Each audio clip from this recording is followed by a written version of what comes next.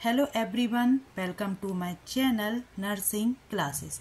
आज की हमारी क्लासेस का टॉपिक है third stage of labour and its management.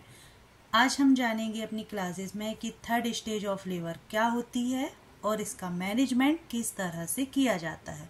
तो वीडियो में आगे बढ़ने से पहले वीडियो को सब्सक्राइब कर दीजिए, चैनल को लाइक कर दीजिए एंड वीडियो को शेयर कर दीजिए। So third stage of labour and its management मतलब कि प्रसव की तीसरी अवस्था का प्रबंधन क्या है। सो हम चलिए आगे बढ़ते हैं। General objective.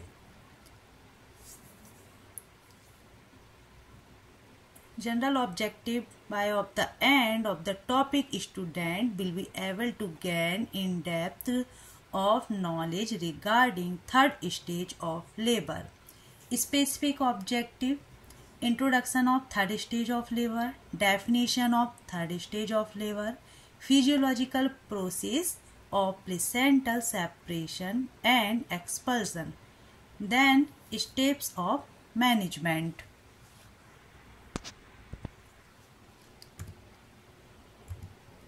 Third stage of labour and management. Introduction देखते हैं। The third stage of labour begin with the birth of the baby and ends with the delivery of the placenta and foetal membrane. The third stage of labour involves the separation of expulsion of the placenta. The third stage of labor is the shortage and usually takes about 5 to 15 minutes. Okay. So introduction में बताया गया है कि third stage of labour कब start होती है। जैसे ही बेबी का बर्थ होता है वैसे ही हमारी third stage of labour start हो जाती है। देन प्लेसेंटा एंड मेम्ब्रेन के एक्सपेल आउट होने पर थर्ड स्टेज क्या होती है, समाप्त होती है। Then third stage of labour में क्या होता है, प्लेसेंटा का सेपरेशन होता है। सेपरेशन मीन्स हम सभी जानते हैं कि यूट्राइन कैविटी में यूट्राइन बॉल से डेसिडुअल लेयर से क्या होता है, प्लेसेंटा अटैच होता है। तो उसमें क्या होता है, पहले सेपरेशन होगा, देन उसके बाद क्या होगा, प्लेसेंटा का एक्सपल्सन होगा, मतलब प्लेसेंटा क्या होगा, बाहर निकलेगा। देन जो थर्ड स्टेज है वो क्या होती है, शॉर्टेज होती है। टाइम ऑफ ड्यूरेशन उसका कम होता है, उसका टाइम होता है 5 to 15 मिनट का।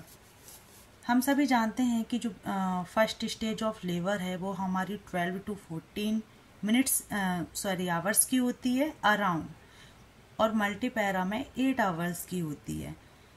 डिपेंड करता है कॉम्प्लिकेशन पर और जो प्रेग्नेंट वूमेन है उसके कॉन्ट्रैक्शन पर डिपेंड करता है। देन हमारी सेकेंड स्टेज ऑफ लेबर है वो प्राइमरी में होती है 2 आवर्स की, देन मल्टी में होती है 20 to 30 मिनट्स की। इसमें भी डिपेंड करता है कॉन्ट्रैक्शन पर and complication and nature of labour पर। Then third stage of labour हमारी है 5 to 15 मिनट की around. Then fourth stage of labour होती है 2 आवर्स की, जिसको हम ऑब्जर्वेशन स्टेज भी कहते हैं। सो अभी हम डिस्कस कर रहे हैं third stage of labour. Definition: the third stage of labour last from the birth of the baby until the placenta is expelled. It is known as the placental stage of labor. Okay, third stage of labour क्या है हमारी, जब baby का birth होता है, जैसे ही baby expel out हुआ तब से स्टार्ट होती है। देन यह है प्लेसेंटा के एक्सपेल आउट तक चलती है, जब तक प्लेसेंटा और मेम्ब्रेन बाहर नहीं आ जाते। इसको हम कहते हैं प्लेसेंटल स्टेज भी कहते हैं। किसको, थर्ड स्टेज ऑफ लेबर को। देन ड्यूरेशन क्या है, 5 to 15 minute. Then 30 minutes have been suggested if there is no evidence of significant bleeding. Okay, यदि कोई कॉम्प्लिकेशन नहीं हो रहा है मदर में, ब्लीडिंग नहीं हो रही है, थर्ड स्टेज में मोस्टली ब्लीडिंग देखी जाती है। अगर ब्लीडिंग नहीं हो रही है तो हम उसका वेट कर सकते हैं 30 मिनट तक।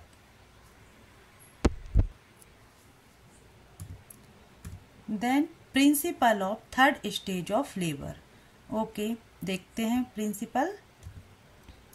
To follow the management guidelines strictly in practice.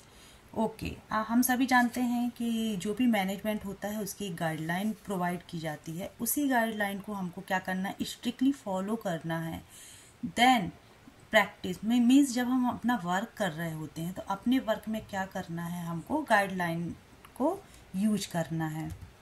Then enhance the separation of placenta. Okay, जैसे ही बेबी डिलीवर्ड आउट होता है हमको वेट करना है कि प्लेसेंटा सेपरेट हो जाए।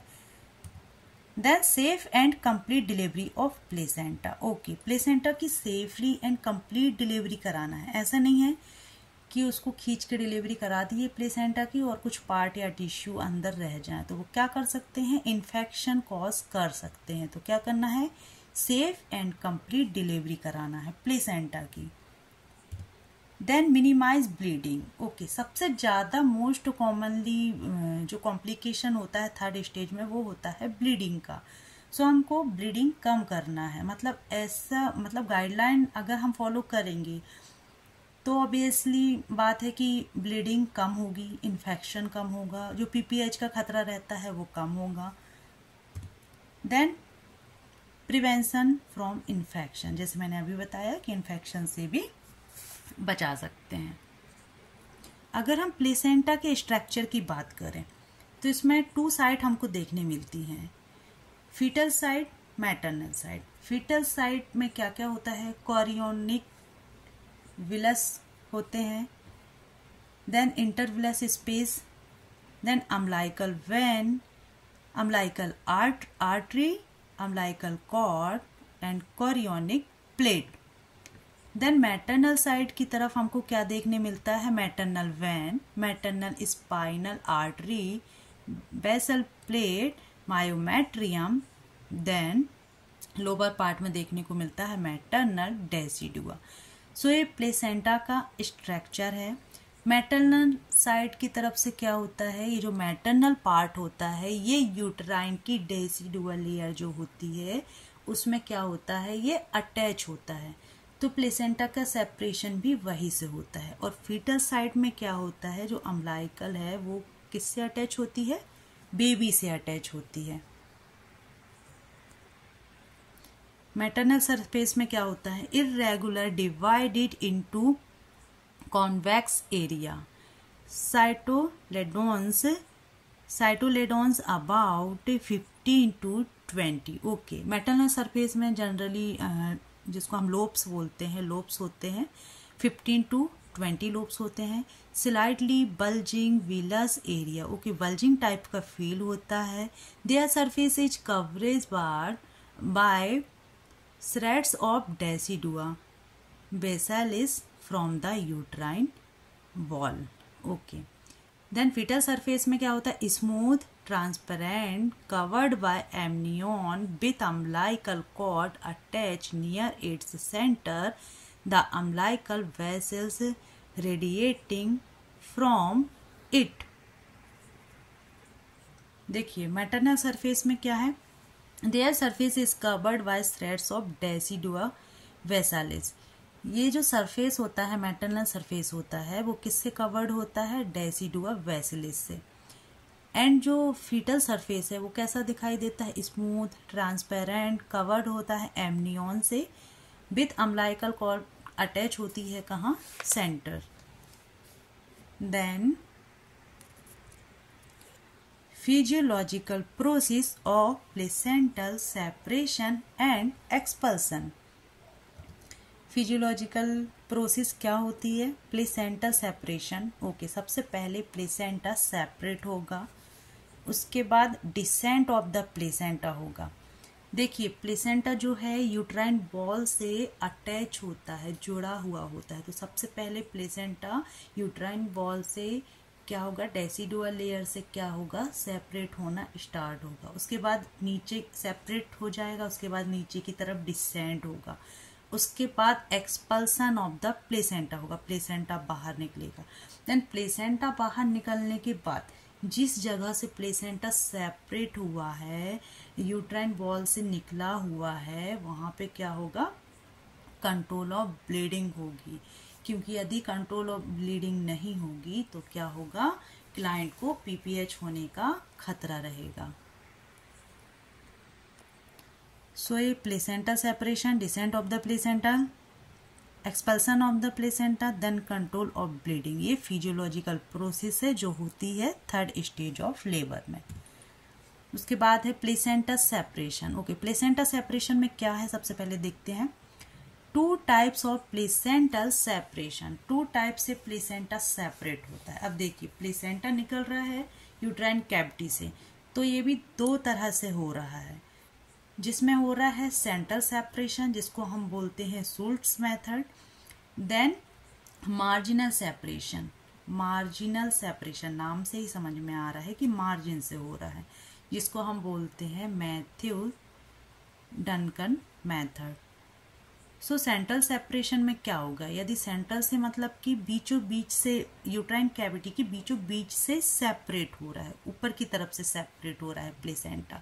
सो इसमें सबसे पहले होगा retro placental clot. Retro placental clot means जैसे ही बीच से सेपरेट होगा प्लेसेंटा, उसके बिहाइंड ऑफ द प्लेसेंटा, उसके पीछे क्या होगी, क्लॉट इकट्ठे हो जाएंगे, उसको बोलते हैं रेट्रो प्लेसेंटल क्लॉट। उसके बाद होगा ब्लड लॉस इज लेस। क्यों, क्योंकि प्लेसेंटा के पीछे की तरफ ब्लड इकट्ठा हुआ है, क्लॉट बने हैं, तो ब्लड क्या होगा, नीचे की तरफ नहीं आ पाएगा।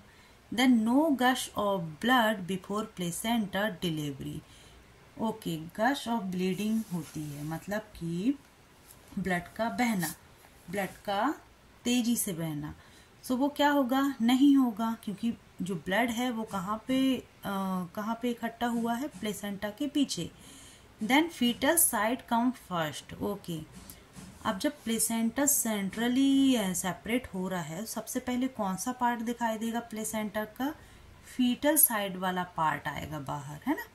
सो ये किस में हो रहा है, सेंट्रल सेपरेशन। जो सेंट्रल सेपरेशन के प्रोसेस है उसमें ये 4 पॉइंट दिए हैं। रेट्रो प्लेसेंटल क्लॉट हो रहा है, इसमें ब्लड लॉस इज लेस हो रहा है, इसमें ब्लड का लॉस जो है कम होगा। No gush of bleeding, bleeding भी दिखाई नहीं देगी। फीटल साइड कम, सबसे पहले आएगा पार्ट डिलीवर्ड होगा, वो कौन सा पार्ट डिलीवर्ड होगा, फीटल साइड वाला। देन उसके बाद है मार्जिनल सेपरेशन। मार्जिनल सेपरेशन जैसे नाम से ही समझ में आ रहा है कि जो यूट्राइन कैविटी है उसके साइड से सेपरेट हो रहा है। Separate start at the margin, blood loss is more. अब जब मार्जिनल से सेपरेट हो रहा है तो सेपरेट होने के साथ साथ क्या हो रहा है, ब्लीडिंग भी हो रही है। इसमें क्या होगा, मैटरनल साइड कम्स फर्स्ट। इसमें जो मैटरनल साइड होती है प्लेसेंटा की, वो सबसे पहले दिखाई देगी, जैसे कि ये डायग्राम में दिख रहा है। दिस इज सेंट्रल, देखिए सेंट्रल सेपरेशन हुआ है बीचों बीच से। क्लॉट, रेट्रो प्लेसेंटल क्लॉट जो है वो कहाँ पे है, यहाँ पे प्रेजेंट है ना, behind of the placenta. Then marginal separation में क्या हो रहा है, जो यूट्राइन वॉल है उसके किनारे किनारे से प्लेसेंटा सेपरेट हो रहा है, और सेपरेशन के साथ साथ क्या हो रहा है, ब्लीडिंग भी हो रही है। सो इसमें ये मैटरनल, ये फीटल पार्ट प्रेजेंट पहले नहीं होगा, पहले ये मैटरनल पार्ट दिखाई देगा। और देन सेंट्रल में क्या होगा, ये बीचों बीच से आ रहा है, तो ये जो फीटल पार्ट है सबसे पहले यही दिखाई देगा। कब, जब प्लेसेंटा की डिलीवरी होगी। Descent of the placenta. So हमने सेपरेशन ऑफ प्लेसेंटा में पढ़ी 2 मेथड, 2 तरीके से ये सेपरेट होता है, central separation then marginal separation. Then next है डिसेंट ऑफ द प्लेसेंटा। अब प्लेसेंटा सेपरेट तो हो गया है, लेकिन प्लेसेंटा क्या होगा, सेपरेट होने के बाद नीचे की तरफ भी आएगा, तो उसमें क्या क्या साइन होंगे वो देखते हैं। सडन ट्रिकल और गश ऑफ ब्लीडिंग। सडन ट्रिकल, यहाँ पे सडन मतलब कि अचानक ड्रॉप करके ब्लड आएगा, या तो ड्रॉप करके ब्लड आएगा, या गश ऑफ ब्लीडिंग होगी, या तो ड्रॉप करके ब्लड आएगा या तो अचानक से ब्लड आएगा, है ना। उसके बाद नेक्स्ट पॉइंट क्या होगा इसमें, lengthening of the amount of umbilical cord visible at the vaginal introitus. जो अम्बिलिकल कॉर्ड है उसकी क्या होगी, लेंथ बढ़ जाएगी, और वो कहाँ पे दिखाई देगी, वेजाइनल इंट्रोइटस में, मीन्स वेजाइनल कैनाल में दिखाई देना स्टार्ट हो जाएगी। Then change in the shape of the uterine from a discoid to globular. Okay, uterus का जो साइज है वो भी चेंज हो जाएगा। डिस्कॉइड मीन्स फ्लैट, फ्लैट से क्या हो जाएगा, ग्लोब्यूलर मीन्स ग्लोब के जैसे दिखाई देगा। Then change of the position of the uterus as it rises in the abdominal. Okay, uterus क्या है, थोड़ा सा उसका जो साइज है वो चेंज हो जाएगा और वो उठा हुआ दिखाई देगा। कहाँ पे, एब्डोमेन पर।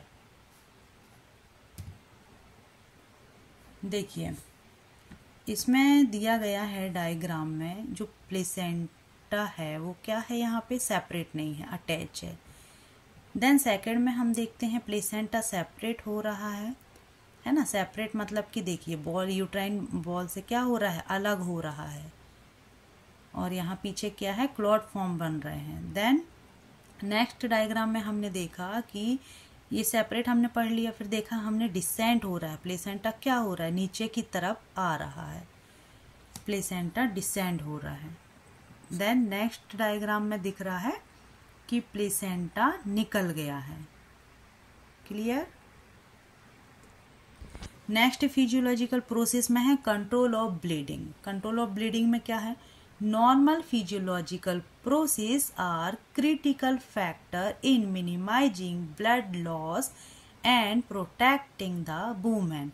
ओके, नॉर्मल फिजियोलॉजिकल प्रोसेस होती है, हम देखते हैं हमारी बॉडी में कितने सारे नेचुरल फैक्टर होते हैं। नेचुरल फैक्टर मीन्स यहाँ पे क्या है, क्रिटिकल फैक्टर हैं जो ब्लीडिंग को कंट्रोल करते हैं। क्लॉटिंग फैक्टर, जहाँ से जब प्लेसेंटा सेपरेशन होता है यूट्राइन बॉल से, और प्लेसेंटा एक्सपेल आउट हो गया है, अब क्या होगा, ब्लीडिंग को रोकने के लिए क्या होगा, उस जगह पर क्लॉटिंग फैक्टर इकट्ठे हो जाएंगे जो क्या करेंगे, नॉर्मली ब्लड लॉस होने से रोकेंगे और एक वुमन को प्रोटेक्शन प्रोवाइड करेंगे।